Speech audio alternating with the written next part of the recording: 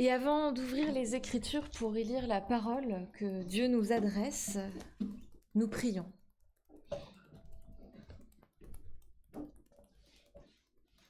Seigneur, toi qui nous parles dans le silence des déserts, dans la verdure des collines, dans le mystère des forêts,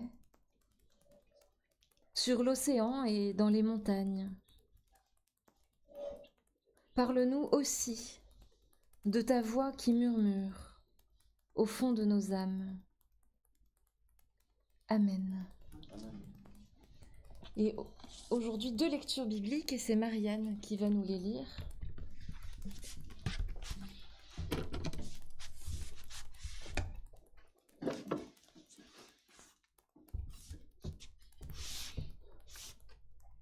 Nous lisons dans les Colossiens au chapitre 1, versets 12 à 20.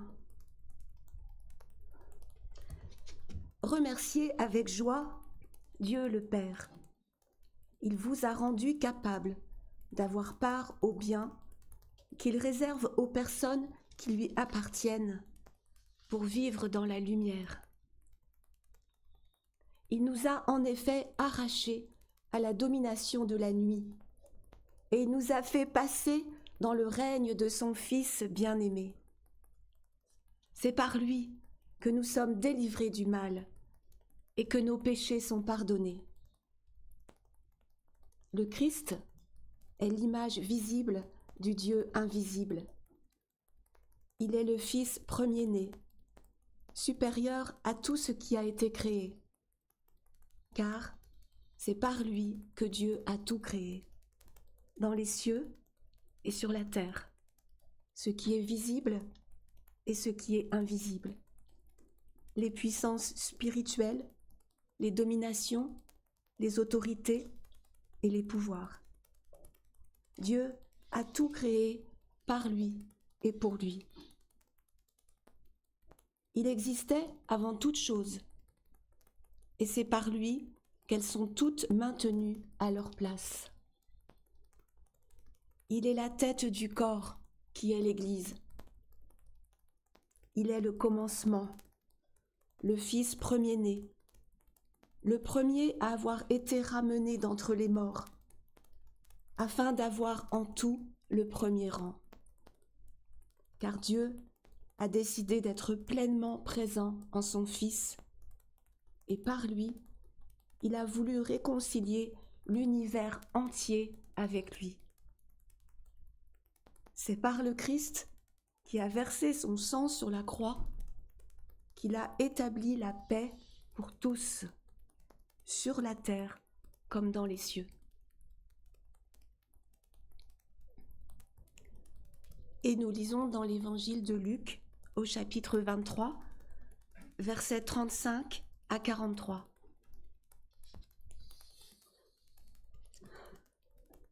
Le peuple se tenait là et regardait. Les dirigeants, eux, se moquaient de Jésus en disant « Il en a sauvé d'autres, qu'il se sauve lui-même, s'il est le Christ, celui que Dieu a choisi. » Les soldats aussi se moquèrent de lui. Ils s'approchèrent, lui présentèrent du vinaigre et dirent « Si tu es le roi des Juifs, sauve-toi toi-même. » Au-dessus de lui, il y avait cette inscription « Celui-ci est le roi des Juifs. » L'un des malfaiteurs suspendus en croix l'insultait en disant « N'es-tu pas le Christ? Sauve-toi toi-même, et nous avec toi. » Mais l'autre lui fit des reproches et lui dit « Ne crains-tu pas Dieu, toi qui subis la même punition? Pour nous, cette punition est juste, car nous recevons ce que nous avons mérité par nos actes, mais lui n'a rien fait de mal. » Puis il ajouta « Jésus, souviens-toi de moi quand tu viendras pour être roi. » Jésus lui répondit « Je te le déclare, c'est la vérité. Aujourd'hui, tu seras avec moi dans le paradis. »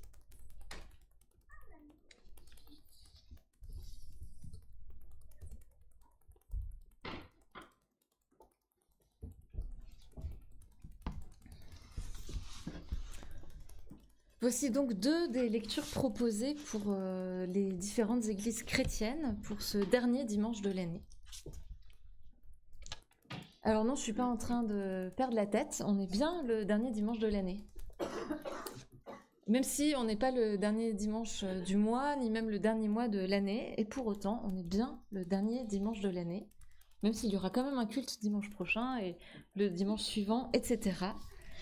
Non, aujourd'hui c'est le dernier dimanche de l'année liturgique, puisque le calendrier liturgique commence lors du premier dimanche de l'Avent, et donc dimanche prochain, nous serons dans une nouvelle année liturgique.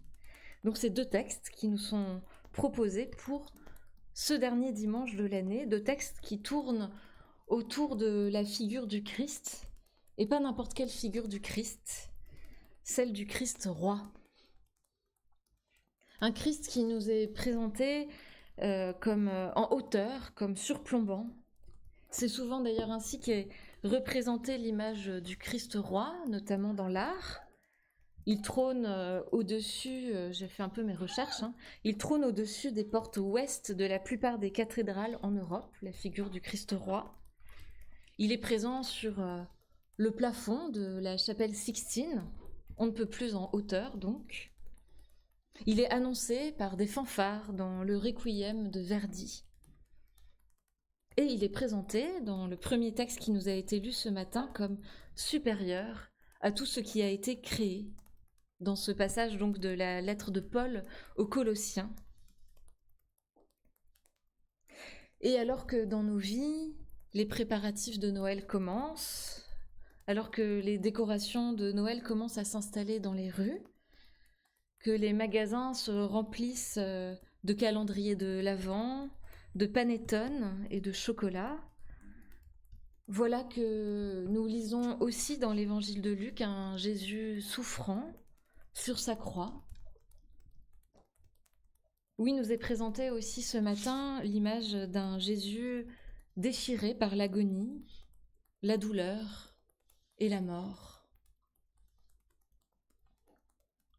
Voilà un premier texte ce matin qui nous présente un Jésus grandiose, un Jésus premier sur tout, supérieur à tout ce qui a été créé. Et un deuxième récit qui nous montre Jésus sur sa croix, en proie aux moqueries des passants, qu'il se sauve lui-même s'il est le Christ, celui que Dieu a choisi. On pourrait croire que ces deux images si différentes de Jésus sont contradictoires, qu'elles ne peuvent exister ensemble. Et pourtant, je crois que l'évangile de Luc aussi nous présente un Christ roi, un Christ glorieux.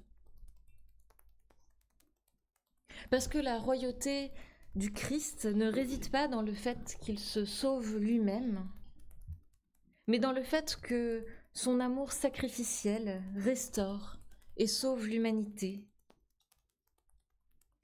Il est là comme une déclaration d'amour et de pardon, car ceux qui lui font du mal ne savent pas ce qu'ils font. Luc nous dépeint ceux qui reçoivent ce pardon du Christ crucifié, le peuple qui n'a rien fait pour empêcher sa mort mais qui ne l'injurie pas non plus. Les chefs se moquent de Jésus avec les mêmes mots que de la confession de foi de Pierre au moment de la transfiguration, mais ils ne savent pas ce qu'ils disent, ils ne comprennent pas. Les soldats font l'écho à l'inscription sur la croix de Jésus, et là encore, ils ne comprennent pas la vérité contenue dans ces quelques mots. Et enfin, Jésus pardonne l'un des autres, criminels, qui participent à la moquerie. Si tu es le Christ, sauve-toi toi-même et sauve-nous aussi. Seul un des personnages de ce récit défend Jésus, c'est l'autre criminel qui s'adresse à lui en le nommant, c'est la seule fois du récit où il est nommé par son prénom. Jésus, souviens-toi de moi quand tu viendras pour être roi. Oui, bien évidemment que ce que dit Paul dans son épître aux Colossiens est juste. Dans son texte qui ressemble tant à une confession de foi, Jésus est l'image visible du Dieu invisible. Il est le Fils premier. Et en étant ainsi premier, et non pas unique, il nous laisse nous mettre à sa suite, à prendre exemple sur lui.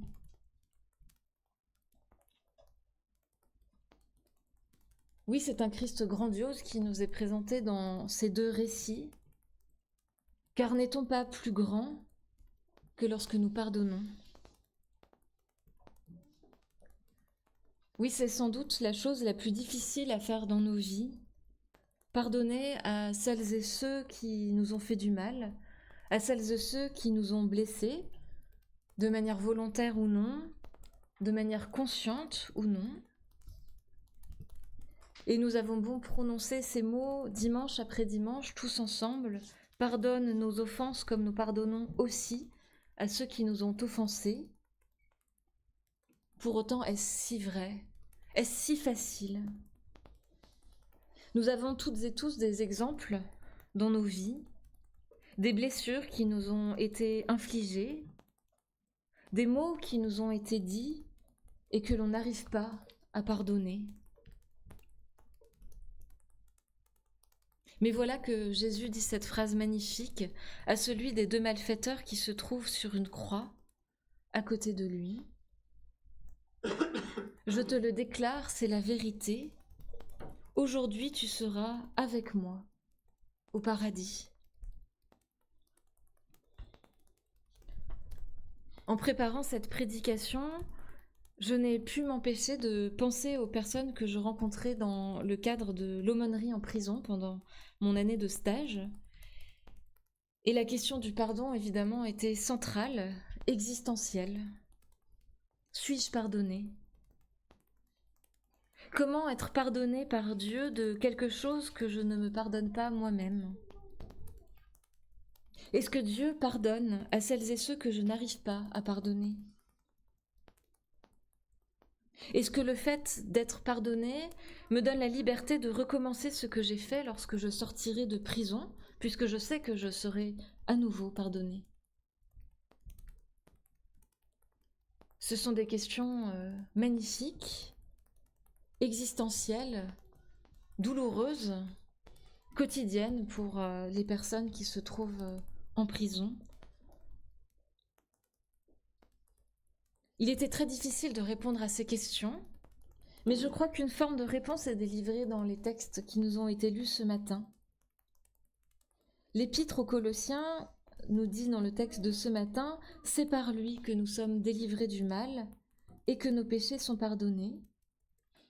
Et puis il y a cette phrase de Jésus qui conclut le récit de Luc « Je te les déclare, c'est la vérité. Aujourd'hui tu seras avec moi dans le paradis ». Voilà, une semaine avant de démarrer notre route vers Noël, notre temps de l'Avent, voilà le Christ qui nous est présenté. Un Christ à travers qui le pardon est toujours une possibilité, une ouverture, un signe de vie. Un Christ qui donne comme signe d'amour pour l'humain ce geste si magnifique et parfois si douloureux, le pardon. Oui, c'est un Christ roi, un Christ royal qui nous est présenté ce matin. Il n'est pas un roi sans peuple, un seigneur sans royaume. Nous sommes son peuple, et un jour nous serons autour de lui avec toute la création. C'est un roi, non pas comme un despote ou un tyran, mais comme un exemple collectif à suivre. À suivre, oui, car il nous met en mouvement. Il nous met en route à sa suite. À sa suite, à la suite de celui qui est premier. Nous pouvons donc le regarder comme un modèle. Et je crois que le modèle de pardon qui nous est proposé n'est pas un pardon qui efface ce qui a été fait, qui supprime la souffrance vécue parfois des deux côtés. Non, c'est un pardon qui ouvre à une vie nouvelle. Un pardon qui permet de ne pas être enfermé dans un statut, celui de bourreau ou de victime, ou parfois un peu des deux.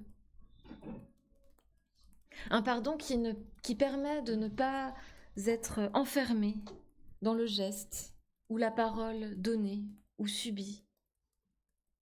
Un pardon qui permet que l'action faite n'est pas ce qui nous définit en tant qu'être humain.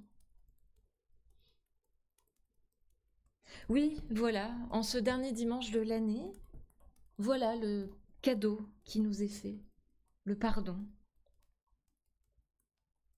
Celui qui rend toute chose nouvelle, celui qui va nous permettre d'entamer une nouvelle année dès la semaine prochaine, celui qui va nous permettre d'attendre ensemble la naissance de ce Sauveur qui se présentera à nous dans toute sa fragilité,